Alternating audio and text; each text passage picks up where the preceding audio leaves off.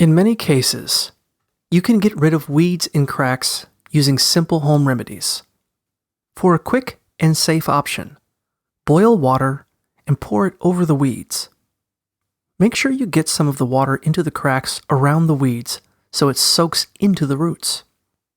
You can also try spraying the weeds with a solution of 1 part salt and 8 parts hot water. You'll need to repeat this treatment every few weeks until the weeds stop growing back. Pouring white vinegar, baking soda, or a solution of water and borax over the weeds will also do the trick. If the weeds are really stubborn, try a commercial weed killer. This may take up to 2 weeks to work. Follow the instructions and any precautions on the package. Once the weeds are dead, pull them up and seal the cracks with roofing cement to keep them from coming back.